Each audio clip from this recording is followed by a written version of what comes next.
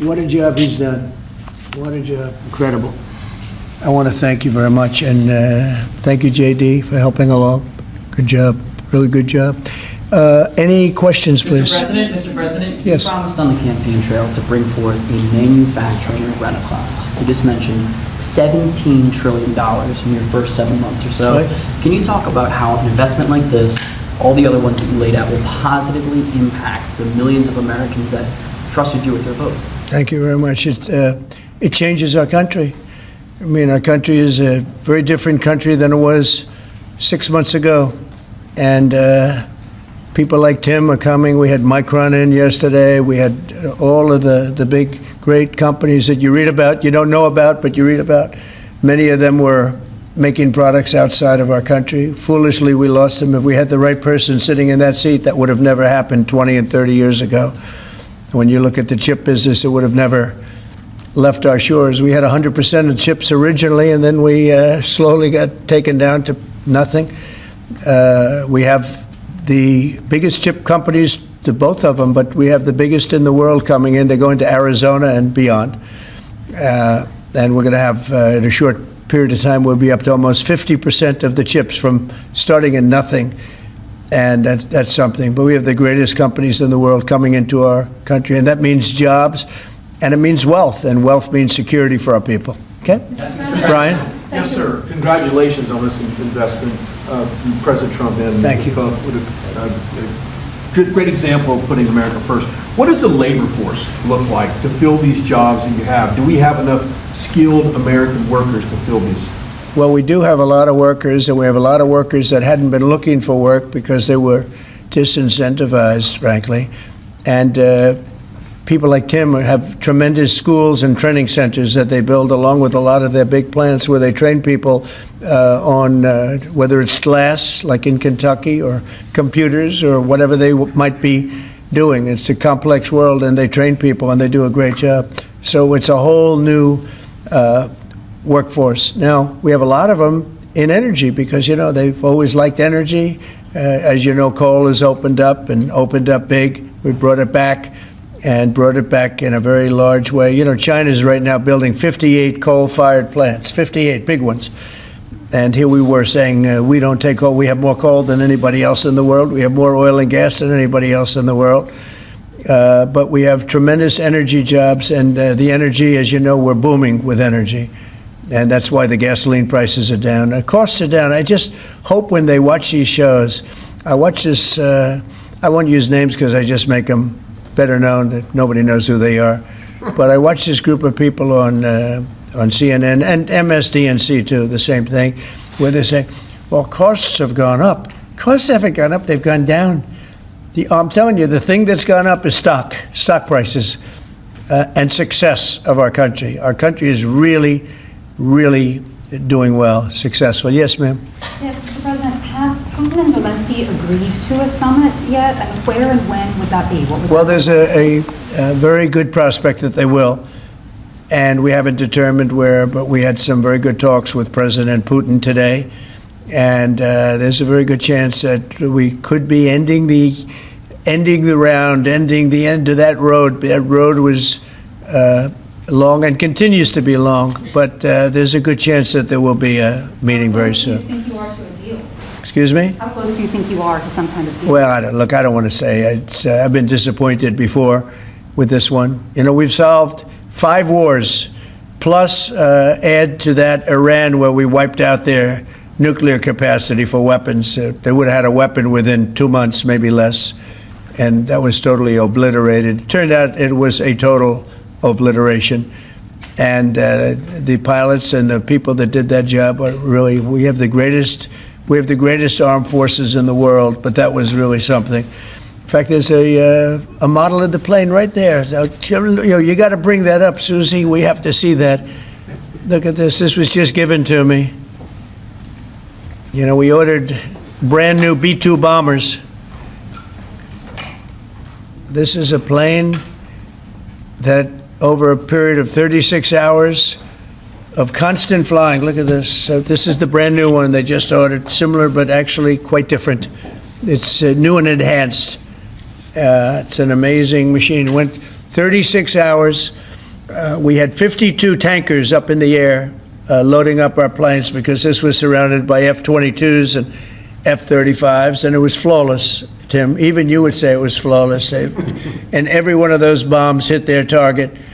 And then we had Tomahawks shot in from a submarine 300 miles away, and they hit every single Tomahawk hit its target. It was amazing.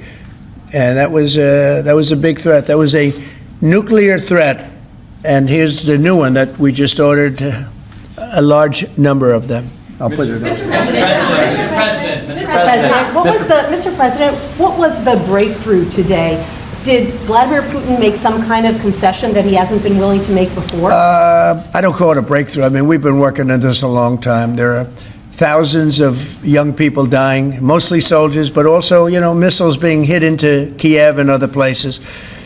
But in terms of soldiers, I think Russia's lost over 20,000 since the beginning of the year. 20,000. And I guess the estimate for Ukraine is about 9,000. It's a terrible situation. We want to get it stopped. We don't have American soldiers there, but I feel I have an obligation to get it stopped. This was not my war. This war would have never started, not even a chance. And it didn't start for 4 years. It went 4 years and didn't start. But this is Biden's war. This was on his watch. And, it's funny, we had no land was taken from Trump. It was taken from Bush. It was taken from Biden. The whole thing they would take from Biden if it weren't for us. But it was taken by Obama.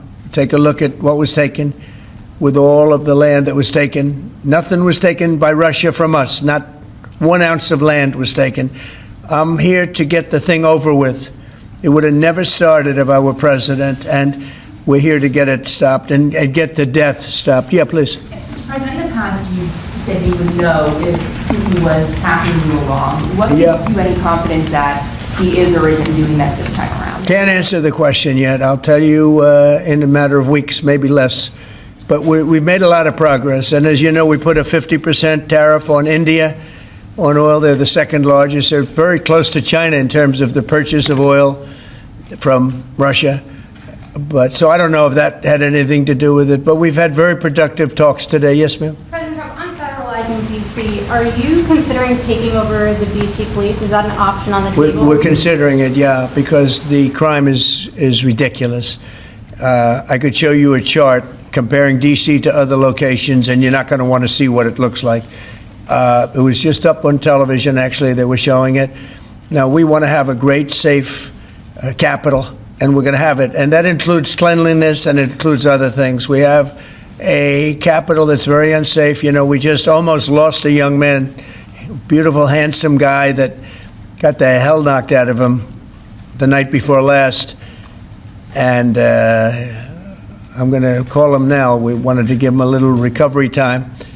We just put a call into him. They're calling back in a little while, but he went through a bad situation, to put it mildly, and there's too much of it. We're gonna do something about it. So whether you call it federalized or what, and that also includes the graffiti that you see, the papers all over the place, the roads that are in bad shape, the medians that are falling down, the median in between roads that's falling down.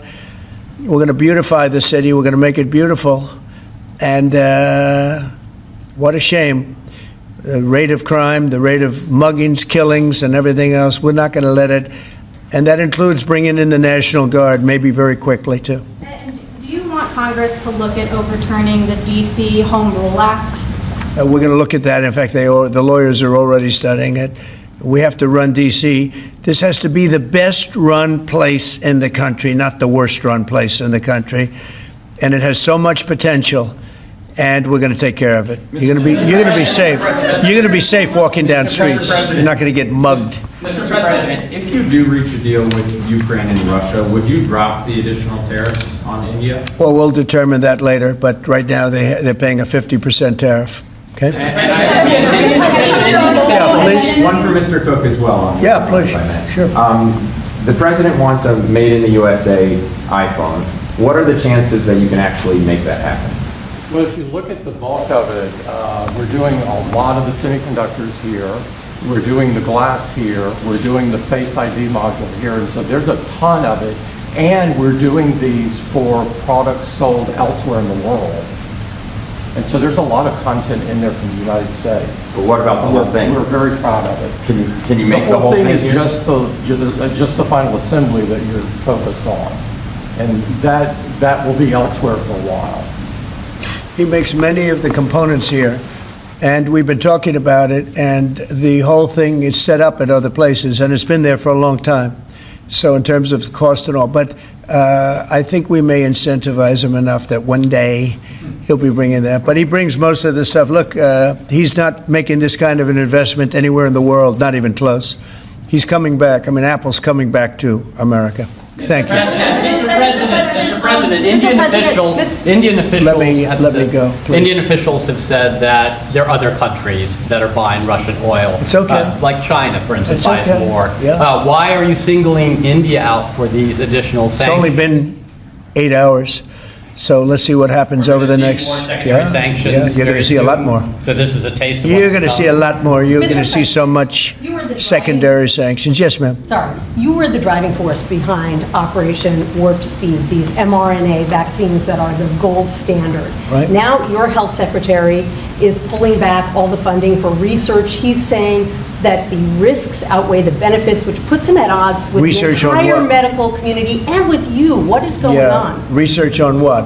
into mRNA vaccines? Well, we're going to look at that. We're talking about it, and they're doing a very good job. And, you know, that is a pass. Operation Warp Speed was, whether you're Republican or Democrat, considered one of the most incredible things ever done in this country. The efficiency, the way it was done, the distribution, everything about it has been amazing.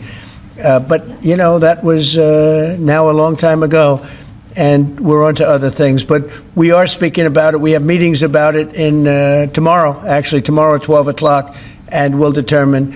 We're looking for other answers to other problems, to other sicknesses and diseases, and I think we're doing really well. Yes, ma'am, please. Thank you, Mr. President. You said many times that you want to stop wars in the Middle East. Now, Prime Minister Netanyahu is contemplating reoccupying Gaza entirely. Is he defying you, sir, or are you giving him a green light? Well, we have stopped wars in the Middle East by stopping Iran from having a nuclear weapon, and they're you know, they can say they're going to start all over again, but that's a very dangerous thing for them to do, because we'll be back. As soon as they start, we'll be back. And I think they understand that. They're just words. But no, we've stopped a lot of wars in the Middle East. If you think about what we did with Iran, Iran was the perpetrator of hate, a very evil place, and I think it's going to be a lot different in the coming years. Mr. President, on the India penalties, do you have any similar plans to enact more tariffs on China as it relates Could to their happen. purchases? Could happen. Depends on how we do. Could happen. Brian? I've got an entertainment-based question for you. A few weeks ago, Stephen Colbert announced that he was leaving his show. Howard Stern announced that he and Sirius XM Radio are parting ways. Do you think that hate Trump business model that's been in the entertainment business is going out of business because it's not popular with the American people? Well, it hasn't worked, and it hasn't worked really for a long time, and I would say pretty much from the beginning. Colbert has no talent. I mean, I could take anybody here, I could go outside on the beautiful streets and pick up a couple of people that do just as well or better. They get higher ratings than he did. He's got no talent. Fallon has no talent. Kimmel has no talent. They're next. They're going to be going. I hear they're going to be going. I don't know, but I would imagine because they get, you know, Colbert has better ratings than Kimmel or Fallon. You know that. Howard Stern, it's a name I haven't heard. I used to do a show, we used to have fun, but I haven't heard that name in a long time. What happened? He got terminated? Yeah, they're going to separate ways because I think what they're offering salary-wise is real low than what he's getting. You know when he went down? Whenever you want. You know when he went down? No, before. When he endorsed Hillary Clinton, he lost his audience. People said, give me a break. He went down when he endorsed Hillary Clinton. Mr. President, Have you talked to Governor Cuomo? Started interviewing Fed candidates yet? Yeah, And we've are you started the considering interviewing them? process. Scott and I and Howard, a lot of people, JD, we have some great candidates. It's probably down to 3. He doesn't want the job. He said, do you like this job better? Yes, sir. I mean, he was a candidate, but I don't think he'll take it. Are there I really don't think he'd take it, Are there actually. any candidates from Wall Street, Mr. President? Essentially, we're all from Wall Street, aren't we? You know, when you get right down to it, the term Wall Street. Yeah, please. Yep, you made your tax cuts permanent. You mentioned that the tariffs are bringing in a ton of external revenue. You've opened up markets, the EU, Japan, South Korea, many others, to American goods like we've never seen before. How much growth can we expect in the economy now that this model of yours is sort of beginning to really take off? Well, I think the growth is going to be unprecedented. I think we're going to have growth that's unbelievable. Now, remember, we're building and just starting to build a lot of these incredible plants. We talked about the electric facilities that we're building, the generating plants, electric generating plants. They're massive, and they're going to be great, and they're going to sell excess electricity into our grid. So we're going to be having much more electricity than we ever had, and those plants are going to be taken care of individually. I know Tim is building one in one of his big factories, but especially for AI because it needs so much electricity. So I appreciate the question very much. I think the growth is going to be unprecedented. Mr. President, did you have a phone call with Andrew Cuomo? Did you speak to Andrew Cuomo? I haven't. No, I haven't. Mr. President, have you been briefed on what Ghislaine Maxwell told Todd Blanche? No, I haven't. Have You not. don't know whether I don't came know. up in the I know Todd conversation is or a not? very respected person all over the country, all over the world legally, so I don't know. Mr. President. Yeah, please, go ahead. Will the new Fed governor be temporary? We're probably going to go with a temp and then a permanent, I think. Are the two So the temp is going to be named, I'd say, over the next 2-3 days, and then we're going to go permanent. Are the two Kevins the leading contenders for the permanent spot for the chair? Well, the two Kevins? The two Kevins are absolutely, yeah, they're both very good. Mr. President. The two Kevins, very good. Mr. President, is Vice President Vance hosting a gathering this evening to talk about how to respond to the Epstein situation? Is he working on what? Is he hosting some kind of gathering of top advisors this evening to talk about how to respond to the Epstein situation? I don't know. I could ask you that question. I don't know of it, but I think here's the man right here. I saw it reported today, and it's completely fake news. We're not meeting to talk about the Epstein situation, and I think the reporter who reported it needs to get better sources. Look, the whole thing is a hoax. It's put out by the Democrats because we've had the most successful 6 months in the history of our country, and that's just a way of trying to divert attention to something that's total bullshit. Okay? Yeah, please. A new Gallup poll says that Elon Musk is the most unpopular public figure in the country right now. I'm wondering, do you miss having him around the White House, or is that poll accurate? I don't know if the poll's accurate. I think he's a good person. I think he had a bad moment, really bad moment, but he's a good person. I believe that. President Trump, are you keeping that 10 to 12 day deadline? China is facing potential secondary sanctions for Yeah. Russian oil.